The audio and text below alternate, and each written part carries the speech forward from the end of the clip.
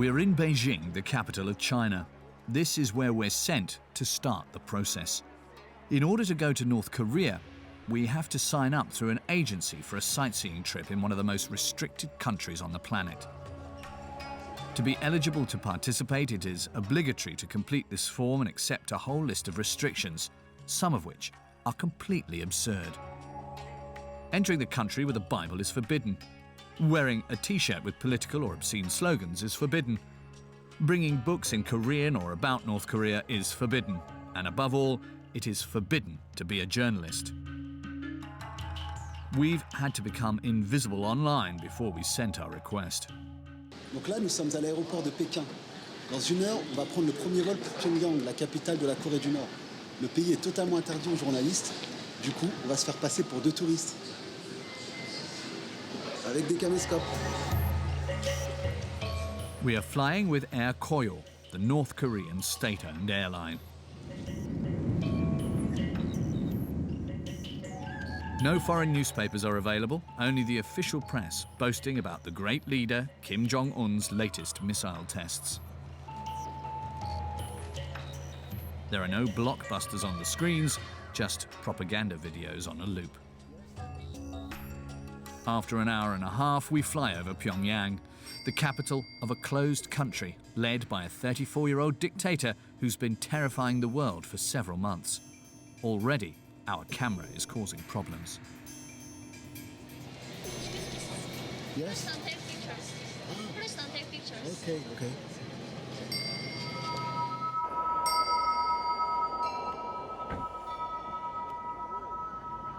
We are part of a group of about 20 tourists.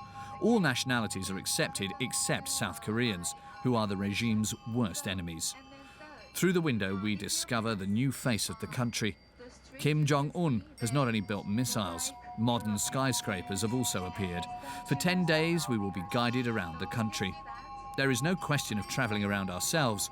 Our trip will be monitored very closely. Don't cut in half, don't chop off. The regulation is do not taking photos of military or military installations.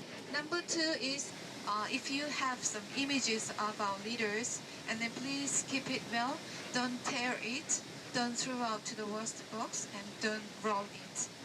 If you do not that, it's kind of insult for Korean people. The final thing is the foreigners cannot go out far away from the hotel unaccompanied by your guide. So it's forbidden. We arrive at our hotel, the only one to welcome foreign tourists, to find our first surprise. J'avais un petit cadenas. Ouais. Et le cadenas, il a disparu. Pour une raison simple, c'est que la valise, ils l'ont fouillée. Comme tu vois, j'avais... bon, comme ça n'a pas très bien rangé et tout ça, mais tous les trucs ont été jetés à l'intérieur de la valise. Hop. Je sais pas exactement ce qu'ils cherchaient, enfin bon, bref. Ma trousse de toilette a été totalement retournée. Every year, 5,000 Western tourists visit North Korea, but the authorities have become more and more suspicious. It was during an organised trip like this one that the American student, Otto Warmbier, was arrested in January 2016, accused of stealing a propaganda poster from this same hotel. 2 months later, he appeared terrorised, head down in court, a trial worthy of Stalin, with a show of contrition in front of the cameras. I entirely beg you, people and government of the DPR Korea, for your forgiveness. Please, I have made the worst mistake of my life. Otto Warmbier was finally sent back to the United States, but in a coma. North Korean authorities claim he was affected by botulism, a rare disease, while in prison. His parents accuse his jailers of torturing him. The autopsy was inconclusive, and his death remains a mystery. What we do know, however, is that he disobeyed the guides who were accompanying him, which could have led to his arrest. C'est dans cet hôtel qu'a été arrêté l'Américain, le célèbre Américain, qui est resté 2 ans emprisonné avant de mourir aux États-Unis. Et d'après nos informations, il aurait tenté de se rendre au 5e étage. C'est l'étage interdit.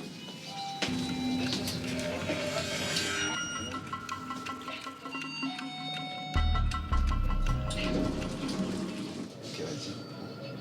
Donc comme vous pouvez voir, il n'y a pas de 5e étage. On passe directement du 4 au 6. Le seul moyen de s'y rendre, c'est par les escaliers. Et c'est complètement interdit. It's impossible to know what is on the mysterious 5th floor, but we have been warned that crossing this line would put us in danger. It's the country full of both fantasies and anxieties. North Korea is one of the most savage dictatorships in the world. Its leader, Kim Jong-un, is a head of state who is both mysterious and whimsical. He cultivates a certain secrecy around himself and never gives any interviews, but he feeds his people with stories of his exploits. Since he arrived in power 5 years ago, his country has never been so close to becoming a nuclear power. Nothing can stop him, not even Donald Trump. If it is forced to defend itself or its allies, we will have no choice but to totally destroy North Korea. Rocket Man is on a suicide mission for himself. During our stay, we will discover what the regime wants to show foreigners. Gigantic monuments glorifying great leaders of the country and a society obeying orders. An undercover report where it can be dangerous to get the camera out. We will plunge into a country that is drowning in propaganda, where everything is done to prepare the population for war. We succeeded in launching the H-bomb, and we will defend our country from the US. The inhabitants are indoctrinated. Kim Jong-un's missiles are displayed everywhere. The target, the great American Satan. I hate them. Today, still today. Still today, US Army is our biggest enemy. Here they sing the dictator's praises in the streets, in the countryside, and even in the primary schools.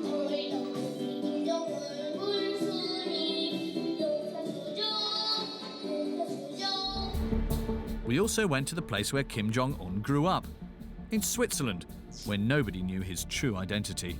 There were one or two guys sometimes following him but we thought, okay, maybe it's part of the family. Nowadays we think, okay, this might have been his bodyguards maybe. Finally, we investigated in Malaysia, where Kim Jong-un most likely ordered the assassination of his own brother. It definitely took a lot of planning, yeah. It's not something that is done overnight. The execution has to be perfect for this kind of thing, and I think the execution was perfect. 그렇다 보니까 사람들이 많이 조심을 하고 항상 이제 공포감이 더 커지고 있다고 그런 이야기들 좀 들었어요. Journey into Kim Jong-un's Korea, the #1 enemy of America and its allies. Do you consider that Kim Jong-un is a madman? Of course not. He is very smart, realistic, extremely pragmatic person, and probably the greatest Machiavellian currently in operation.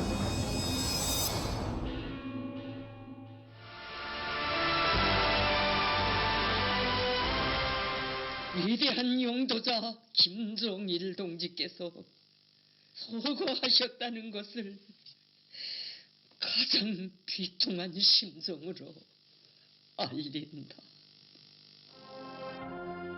In December 2011, after the death of Kim Jong-il, the man who had led North Korea for 17 years, the world discovered the man he had chosen as his successor, his third son, Kim Jong-un, a chubby young man, 28 years old, who cried in front of his father's body.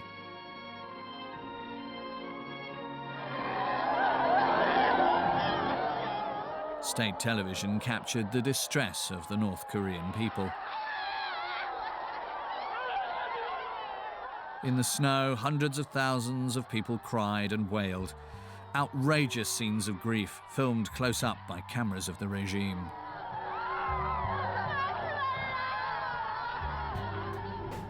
Kim Jong-un accompanied the hearse with the highest dignitaries of the country. That day, many underestimated him. They thought he was too young and undoubtedly too weak to take power. But the new dictator would quickly silence his critics. Andrei Lankov is one of the world's leading experts in North Korea. He's written many books about Kim Jong-un, his father, and his grandfather.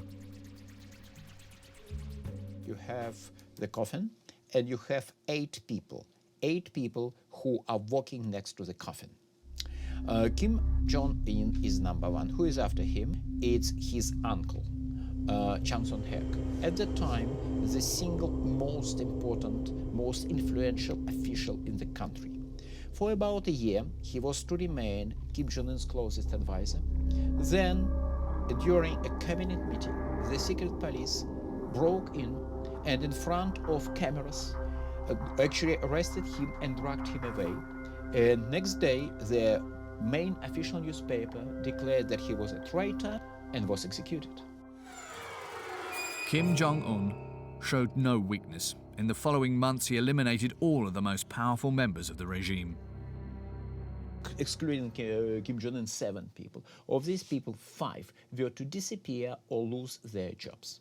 2 of them are known to be dead. The fate of the remaining 3 is not clear, but they almost definitely have been purged. It's cruel, yes, but if you look at history of any monarchy, pre-modern monarchy, you will see a lot of similar situation. It's very dangerous to be an advisor or regent to a young king. The country bows down.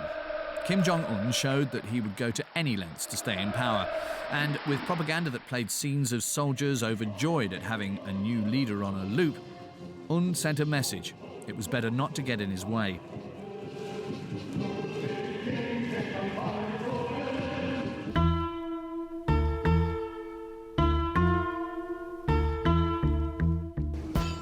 The first step in a trip to North Korea is to pay tribute to the country's former great leaders, Kim Il-sung and Kim Jong-il, the grandfather and father of the current leader, Kim Jong-un. Every day, thousands of people come to bow down before the huge statues in their image. They were built after their deaths. We have to buy flowers and place them in front of the monuments. It is obligatory for tourists. However, we are forbidden from taking pictures. We film discreetly. Lay flower. Off your sunglasses. Lay flower and come back to the line.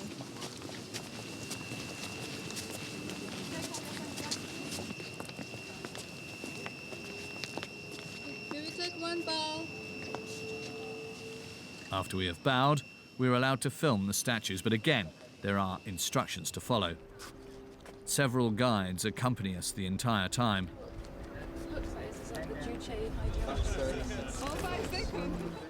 Mr. Kang, their head, checks that the images of the great leaders are not cut off, as this, according to him, would be disrespectful.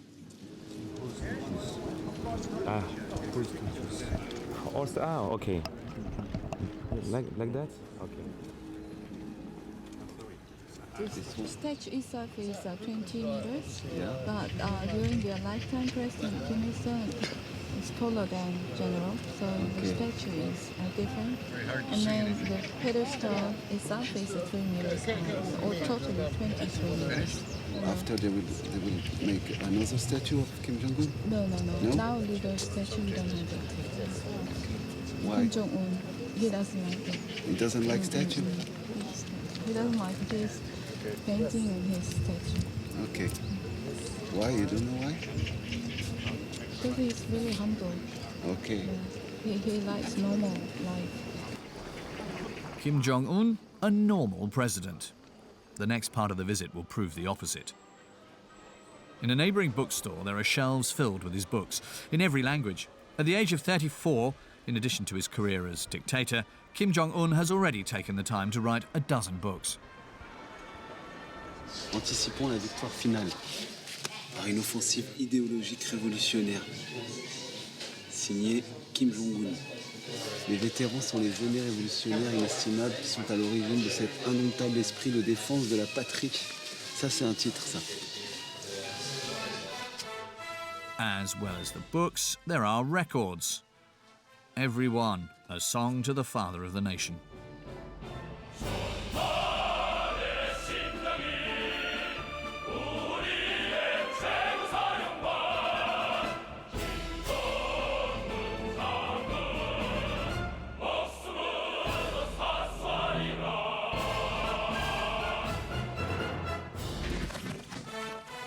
Kim Jong-un, like his father and grandfather before him, is entitled to the daily honours of propaganda. The great leader is also a great horseman.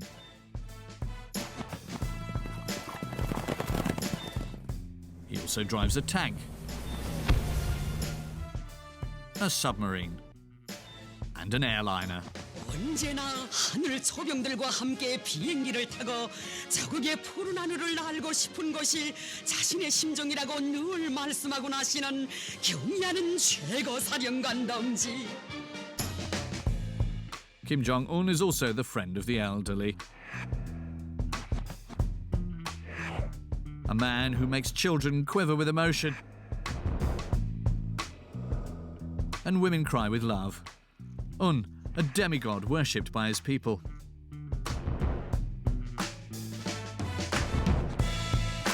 However, everything led to believe that his style would be different from that of his predecessors.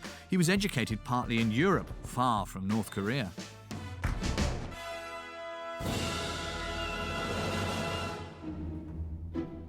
Kim Jong-un's childhood remains somewhat mysterious.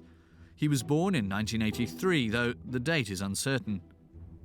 Here he is with his mother, a former dancer, the second wife of his father, Kim Jong-il. As a teenager, he was sent to continue his studies at the other end of the earth, in the small town of Libreville, Switzerland. The country is one of the few to maintain diplomatic relations with North Korea. Moreover, the education there is reputed to be excellent. This morning I read newspapers, and on the first page you can see is my friend that I used to go to school with, and this was the exact school where, he was walking around. Nikola Kovacevic knew the young Un from the first year of the local high school. He wasn't really special in any way. He used to run around, he used to be very open actually. I do remember him talking High German quite well. At the time, only the Swiss authorities knew that they were housing the family of a dictator. Un moved to the country with his brother and sister. Here is their entry document to the country. The three children kept the first names, but their surname, Kim, was changed to Pak. So Kim Jong-un was called Pak Hun. His true identity was never revealed during his stay. Even his friends didn't suspect anything. I remember the first time I saw him, they were mentioning that we will have a new class member, and he's apparently from North Korea. And I do exactly remember they told me he's the son of the ambassador. Later, the Swiss newspaper Sonntagszeitung ordered an anthropometric study comparing the face of the young boy and the current dictator. There's no doubt it's the same man, a few years older and a few kilos heavier. In Switzerland, he could not arouse any suspicions, even if his life didn't always resemble that of an ambassador's son. There were one or two guys sometimes following him but we thought, okay, maybe it's part of the family. We were not really even asking who are these guys. We just kind of accepted them. They were sometimes joining us for a basket game. Nowadays we think, okay, this might have been his bodyguards maybe. So right now we are at the exact place where Jung Un used to live. That was his apartment. So this was his entrance, so he used to walk in and walk out, go to school. The apartment has since been resold. Photos of the interior have been released. This is where the young Kim Jong-un lived. Nothing luxurious for the son of a head of state, but the teenager did have some privileges. He was, by that I really meant without parents. he was having his apartment, and the other apartment was maybe for his workers or people that used to care for him. He was having cooks or maybe other people who used to serve him even maybe. He was having a room filled with basketball stuff where Michael Jordan's shirt or, the original NBA basketball, was inside. NBA was back then the most popular sport in the United States, right? So I think you cannot like NBA and hate or not like the United States on the other hand. After 2 years spent in the greatest secrecy, Un disappeared overnight, repatriated to his homeland. It would seem that he didn't learn anything from the democracy lessons on the Swiss school curriculum. On the other hand, he returned passionate about Western culture, and it showed.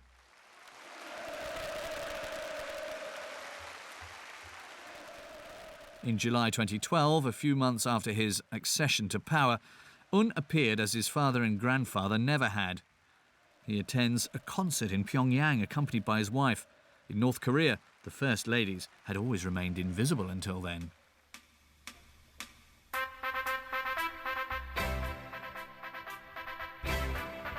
On stage, the orchestra plays the music from the film Rocky. In the background, images of Sylvester Stallone crushing his Soviet enemy.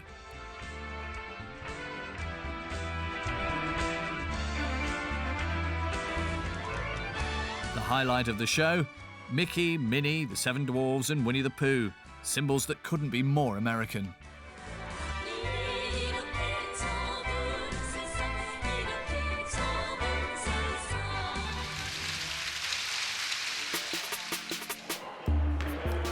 Two years later, he publicly proclaims his passion for US basketball.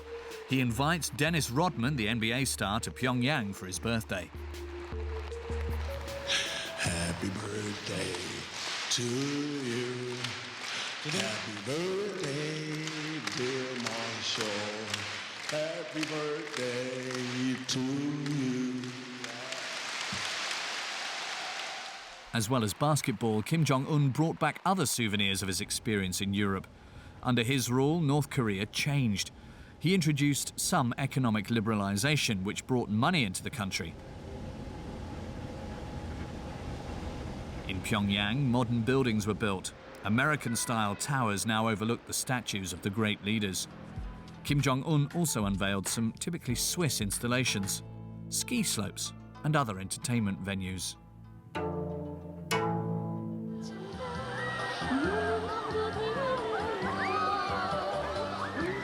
C'est le parc d'attractions le plus récent. Il a été fait construire par Kim Jong-un parce qu'il considère qu'une société développée, c'est avant tout une société de loisirs. Theme parks have opened and also amusement arcades.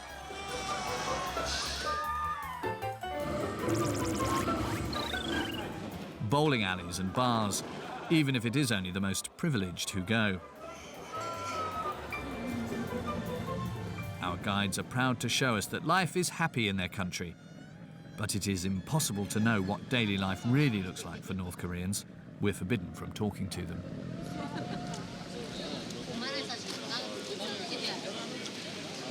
Toujours sous la surveillance. Voilà, le monsieur à ma gauche, là, c'est celui qui nous surveille avec le plus de vigilance. C'est le chef des guides. Mm-hmm. Ok. James, let's go. To find out what is hiding behind the dances and the outward smiles, we have to go to a neighbouring country, where speaking isn't a crime.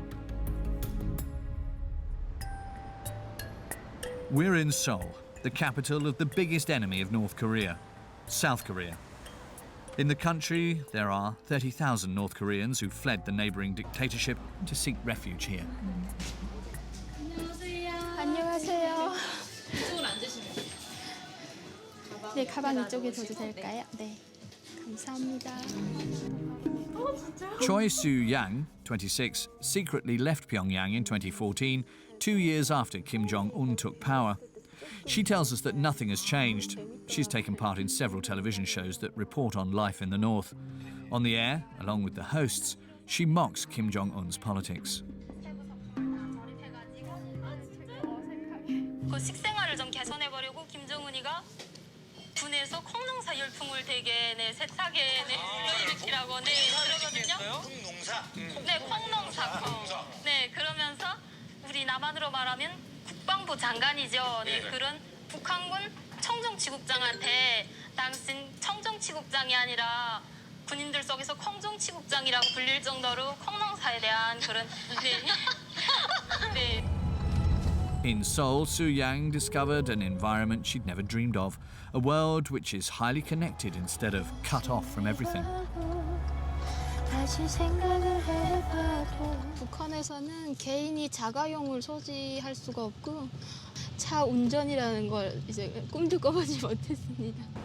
In the north, only a small group of extremely rich individuals can drive their own vehicles, just one injustice among so many others. However, Su Yang believed in Kim Jong-un. His signs of openness and a taste for Western culture let her dream of big changes to come, a dream which didn't last. 정권을 잡기 전에 후계자로 등장을 했을 때 이제 그 위대성 교양이라고 해서 김정은에 대한 이제 우상화 선전을 많이 해왔어요. 그래서 이제 북한 사회에 큰 변화가 올 거다라는 이런 오지 않을까 이런 생각도 했던 것 같아요. 탈북자들이 너무 많아지고 있다 보니까 제가 나올 때보다 국경은 더 경계가 심해졌다고 하고 있고 그리고 북한에서 이제 예전에 내가 살 때도 정말 그 공포 체제 정말 두려움이 컸거든요. 모든 것이 다 불법이에요. 북한에서 살아가려면 그 불법에 대한 이제 처벌을 너무 완전 강하게 하다 보니까 항상 불안하게 살았지만 지금은 더 정말 김정은이 어떤 지시를 했을 때 그 지시에 시범경으로 걸리는 사람들은 무조건 다 처형감인 거예요. 그렇다 보니까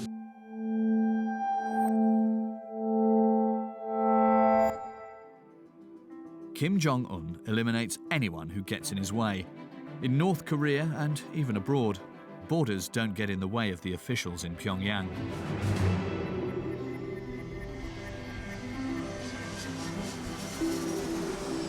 We are in Kuala Lumpur, the capital of Malaysia. It was here that one of the most memorable assassinations of recent years took place. Kim Jong-un is reported to have had his own brother, Kim Jong-nam, killed. Nam was the first son of his dictator father. However, it wasn't him who was chosen to take power.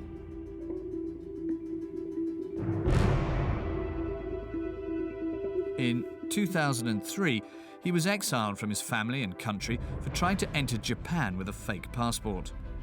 After that, he lived between Macau and Malaysia. On the 13th of February last year, he was getting ready to take a flight at the international airport. He can be seen on these video surveillance images in a grey suit jacket with a bag on his back. The journalist, Timothy Ashariam, investigated the case. He looked like he was a traveller, any normal traveller going to board a flight.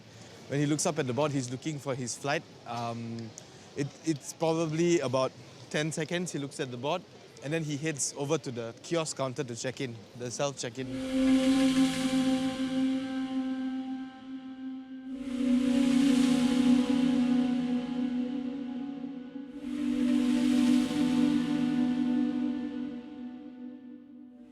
He came to this counter, this exact counter, to check in for his flight. And as he was checking in, he was very busy, so he didn't know what was going on around him. Do-Un, the Vietnamese girl, she came from the back, and she went over his head from the back and pushed the cloth with him. And you can see him doing a double take, like he moved back a bit, and there's the other girl, Siti Aisha, came from the side to distract him while this was all going on. And then coolly, Siti Aisha went off this way, and Do-Un went off that way.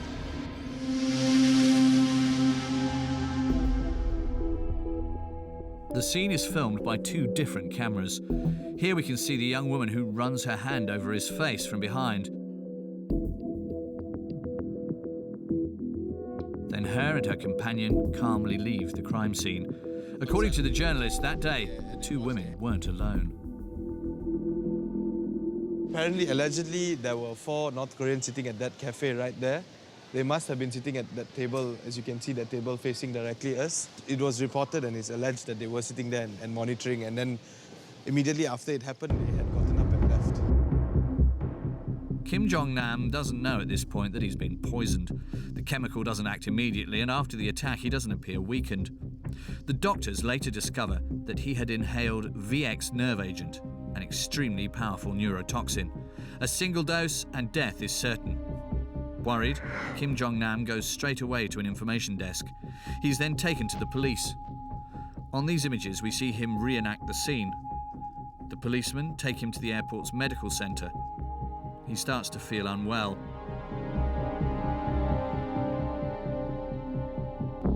A passerby takes this photo of him. He is lying on a stretcher, waiting to be taken to hospital. He dies in the ambulance.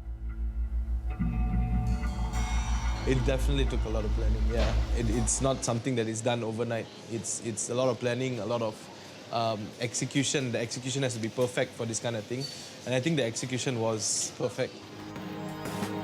For this perfect murder, everything points to North Korea, which is one of the only countries to possess the VX poison. The 4 men who were watching the scene managed to get away, but the 2 women who carried out the attack were arrested.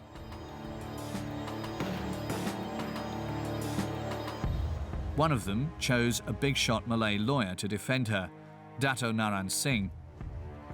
He claims it's all a plot, assuring that his client does not have the profile of a professional killer. She's a very pretty woman, you know. Anybody will pick her for acting, you see, like this, you see. And then she's very outgoing. Outgoing, I know. Very outgoing lady. She was in a TV show? Yeah, she has been. Several shows in Vietnam. So she really wanted to be famous? Yeah. Any woman, lah. Slightly questionable arguments from the lawyer, but according to him, this explains that the young woman didn't know what she was doing. What happened, they started doing video prank itself in Vietnam. And she was invited to come to Malaysia to do these video pranks. That was the reason she was here. One of the things that she did that day was to get a movie shooting for a prank video. There were certain people who were with her, who directed her to go and do this act. And she's merely innocent in doing the act. That's what we are looking at. The young woman says that her and her companion had been trained for several months, carrying out real hidden camera stunts. It's going to be hard to convince the court of such an unlikely story. They both risked the death penalty.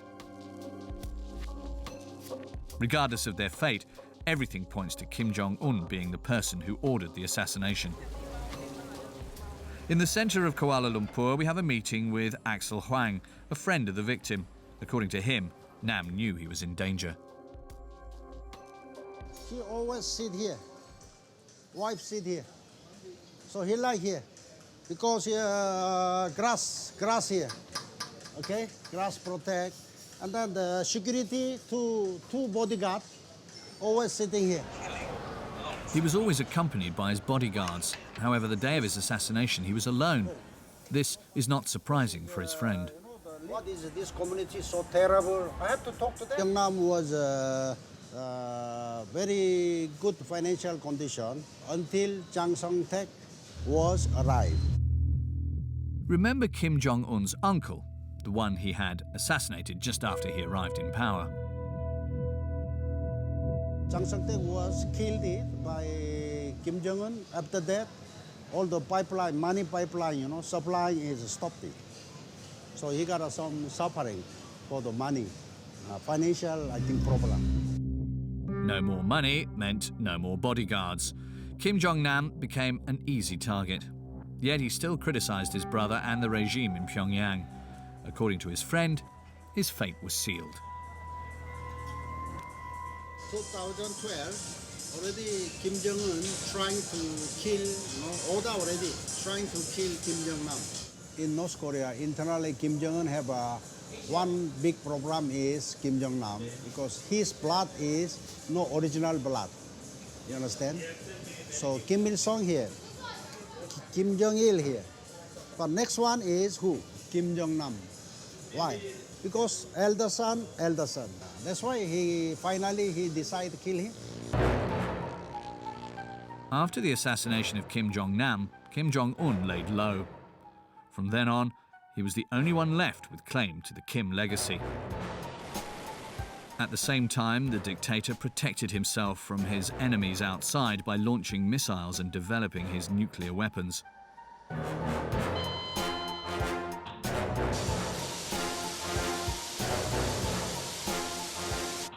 Nobody can touch him. That's what he hammers home in propaganda clips like these, broadcast on state television.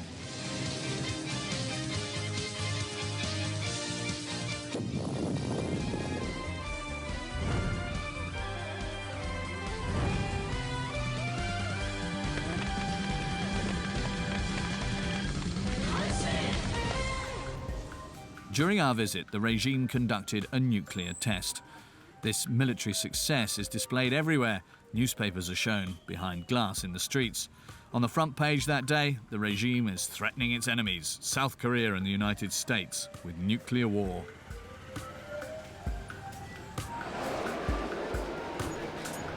Même chez le coiffeur, il y a des affiches de bombes atomiques qui déchirent le drapeau américain. Our guides take us to the countryside. We take roads which are completely empty.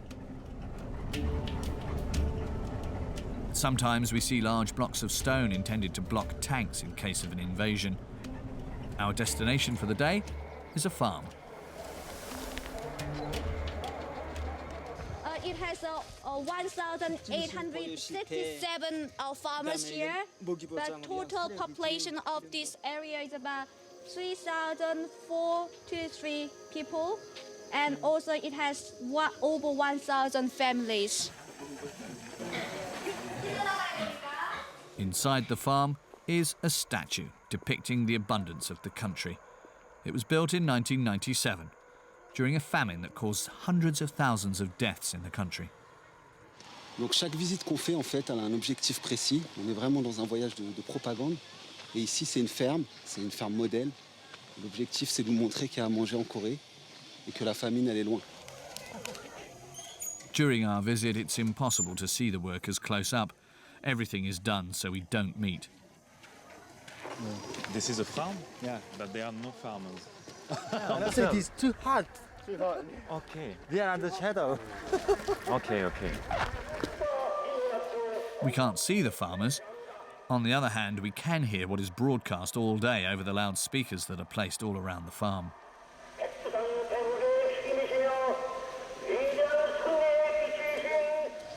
Miss Pak, what the speaker are saying?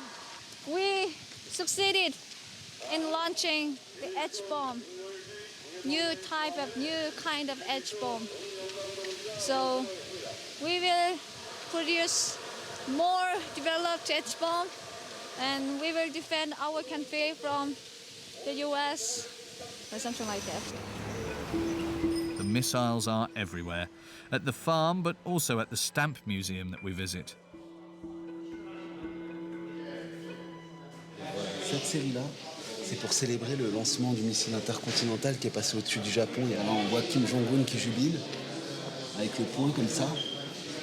Et là, on voit les missiles.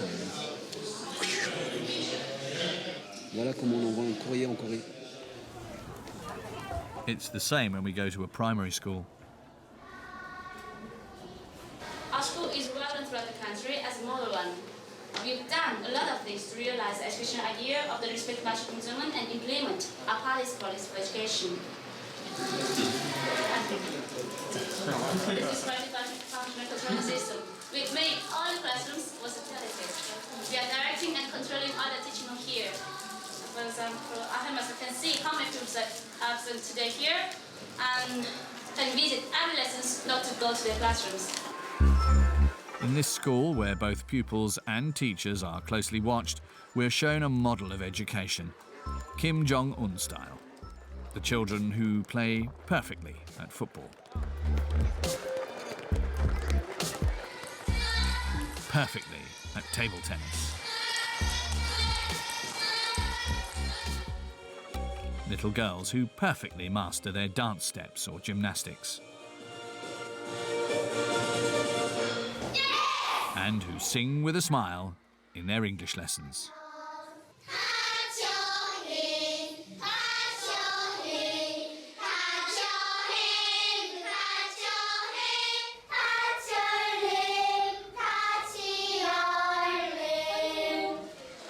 The highlight of the visit, the show by the children who not only have to excel in class and at sports, but also in music.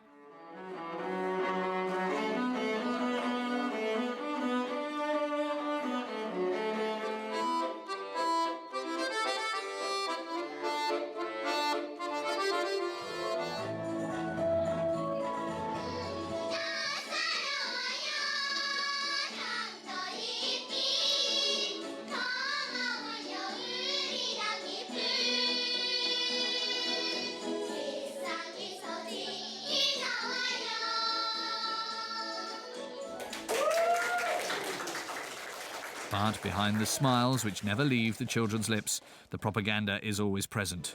It's a young boy's turn to sing in front of us.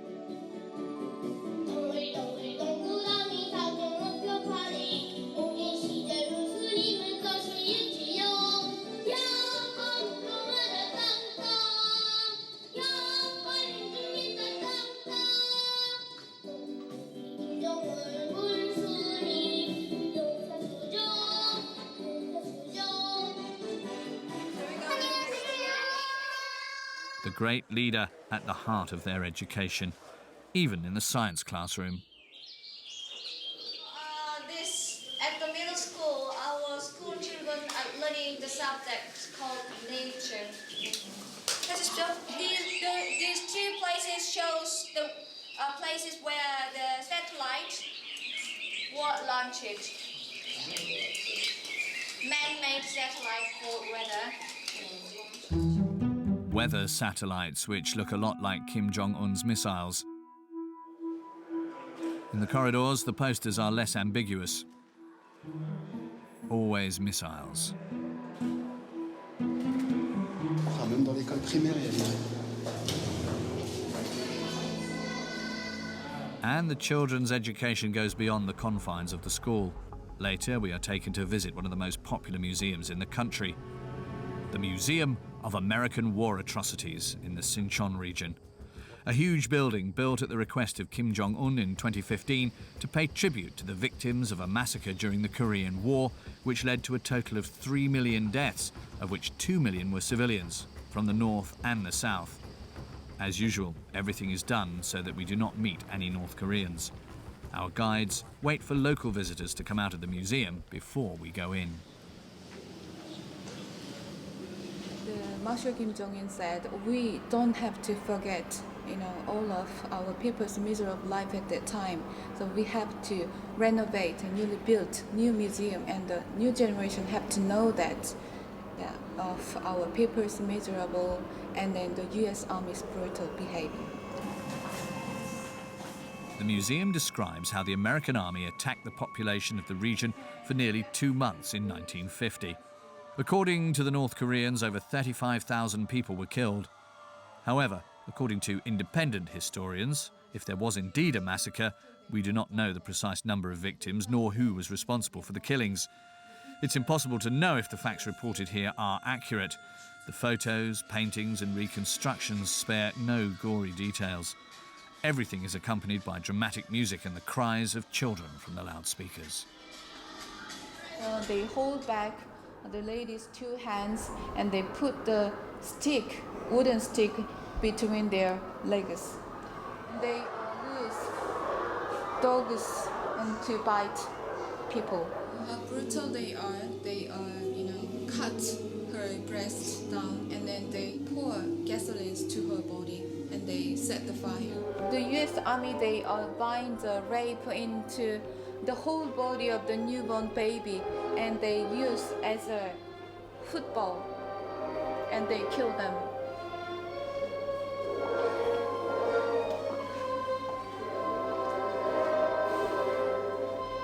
Is the children visit this museum? Yeah, children, primary, secondary, and adults. But it's very harsh and harmful pictures for children. Even children, they are, when they see that picture, and they say, we will always fight against the U.S. Army, they say. Shall we move? Visiting this museum is obligatory for all school children in the country from the age of nursery school. The United States accused North Korea of spreading propaganda about the massacre. According to Washington, the accusations against the American army are false. We ask our guide. Just did the United States recognize this massacre? She does not appreciate the question at all. Okay, question. What about you think about all of these things? Is it real? You think it's real, or is this liar? It's bullshit, or it is real? What do you think? And what about your opinion? My opinion, I hate them. Today, still today. Still today, they are still U.S. Army. You know, U.S. Army is our biggest enemy of this country. We leave the museum, but our guides want to maintain the ambience. It's rain because of sadness of Koreans. Yeah, we are going to the DMZ now, military demarcation line. The Korean Peninsula, 10 billion people are separated in two, north and south. So today we are here, the very place of symbol of national tragedy.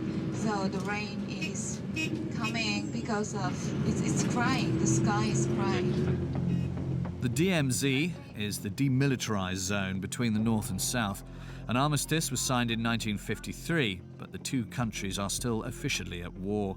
An estimated 700,000 North Korean soldiers are gathered at the border, faced with 400,000 South Koreans, assisted by approximately 30,000 Americans. You're American soldiers. Yes, sir. It's an American, no? Enemy. And what is your feeling to see American soldiers here? It's Feeling strange. to revenge. Revenge them? We're taken to the room where the armistice was signed, but the language is far from peaceful. If the U.S. provoke Korean war again, then we will smash them, and then we will make nobody sign on the surrender document. And from their perspective, who better than Marshal Kim Jong-un to stand up to them? His portrait as a military leader is everywhere. We're now doing the military exercise in South Korean territory. So you're scared about that? Or? Never. Never. Because our military build-up is really strong. We have nuclear, we have H-bomb, we have all kind of military armed service, weapons. So we're never scared. Our people wants to, fight against the U.S. Is Kim Jong-un really ready to start a war with the Americans? We return to the other side of the border in South Korea to meet with Andrei Lankov, who knows the story of the Kim dynasty by heart. He is in no doubt that the young dictator is just applying a calculated and thought-out strategy. Do you consider that Kim Jong-un is a madman? Of course not. He is very smart, realistic, extremely pragmatic person, and probably the greatest Machiavellian currently in operation. To start with, he is a survivor. He is a master of survival. He saw what has happened to many other regimes, which the United States and other Western powers bracketed together with his country. I'm talking about Libya, I'm talking about Iraq, I'm talking about Taliban Afghanistan. He doesn't want to go that way. And he understands that the only way to survive for him is to keep nuclear weapons, because he assumes that no country would ever attack a nuclear North Korea. According to Andrei Lankov, Kim Jong-un would be unstoppable. No more resistance, either at home or from abroad. Even so, some still try to fight him. An hour and a half from Seoul, we have a meeting with Lee Min-bok. He's a North Korean refugee. He escaped to South Korea a little over 20 years ago. He tells us that it was a leaflet against the Pyongyang regime that convinced him to flee.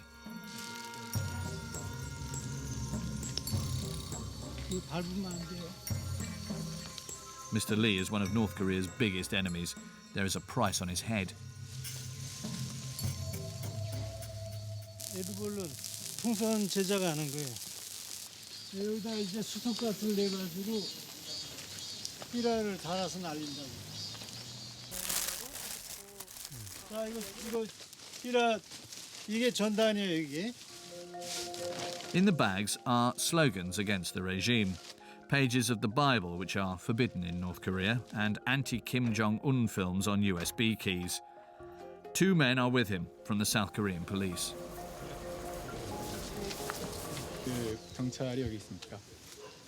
이민복실 북한 로스 코리아 테러. 6명이서 2명씩 24시간 매일 어디를 가든지 항상 있어요. 서로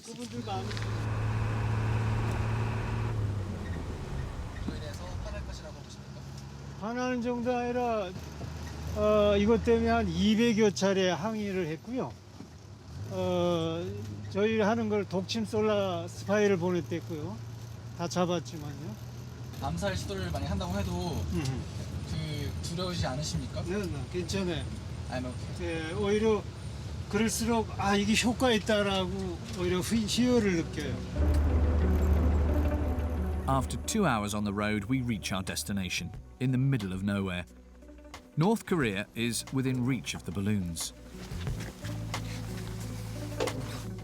요거 한 10km? 10km. 네, 아주 가까워요. 여기는 군사 통제 구역이 돼서 들어갈 수 없어요. 여기서부터. 네, 여기. His wife helps to prepare the delivery. The mechanism is simple. Each bag filled with leaflets is linked to an alarm clock. When it goes off, the bag opens. 위에 높을 때 몇 시간 정도 그 키가 터진 소스는 그냥 우리 대부분 다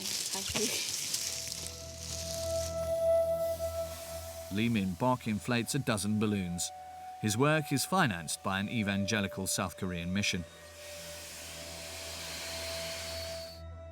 The wind carries them over North Korea. 좀 있으면 안 보여요. 레이더에 안 걸려요. 소리가 없어요. 그러니까 인간의 능력으로는 이거 막을 수 없는 거예요. 김정인이가 아무리 큰 소리 쳐도 이걸 못 막는다. It's hard to know what impact these balloons have on the North Korean population. Most likely, it's fairly minimal, especially since it is very dangerous to be caught on the other side of the border with a tract denouncing the regime. It's the last day of our trip in North Korea. Il est 6 heures du matin. Et sur la rive en face, il y a plein de gens qui dansent sur des musiques patriotiques. During our whole stay, besides our guides, we've only seen any North Koreans from far away. Everything is organised to limit the contact between them and us, the foreigners. They're not allowed to leave the country and they can't communicate with the outside world. Is it possible to send a mail? Send a mail, possible. Yeah? Where was it? Which country? France. France? Yeah. We film discreetly. For my mom. Je dois remplir un formulaire. 근데 이거 9월 말. Okay, I have to. 카트린이 떨어진다는데. Okay, France? The internet network is practically non-existent in North Korea. Around 0.5% of the population have access, and only the richest and the most powerful. But it is still being monitored. So there is internet here? Nothing. Nothing? Nothing. Only email. Ok, il y a que les emails. Ok. Not Google. Huh? Google, no. Google. No. Okay. Yeah. Okay. Yeah. Okay. Je pense qu'elle connaît pas. C'est un des seuls endroits du pays où tu peux envoyer un email en fait. Ok. Can I can... Donc là le mail va partir mais de la boîte mail de l'hôtel. Autant dire que faut pas écrire n'importe quoi. A simple email scrutinized by the hotel employee. Salut maman, je t'écris depuis la Corée du Nord. The text will be read before being sent, no doubt. Yeah, send. I send. You? Ok, c'est elle qui l'envoie. Donc c'est. It's okay? Okay. It's okay. Là, je dois laisser comme ça et c'est comme... OK. Comme ça. And the huge majority of North Koreans don't even have access to this little window to the outside world. Today is a national holiday. Dances are organised everywhere in the streets.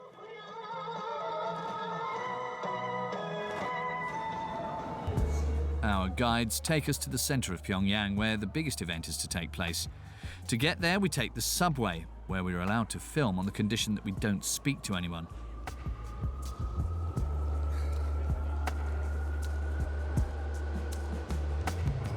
We can only briefly see the North Koreans, who are submerged in propaganda. Posters to the glory of the party, portraits of the great leaders on the walls.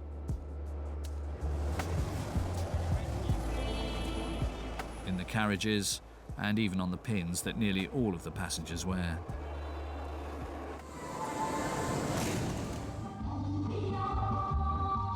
The grand finale of the day and our journey in the country is the celebrations of citizens who say they are just like any others. It was Kim Jong-Un himself who developed tourism when he arrived in power. He recently declared that he wants 2 million foreigners to visit the country each year between now and 2020, 20 times more than currently. No doubt to show them the same things we saw, a society that is uniform, synchronized and smiling, but above all, one which is subservient.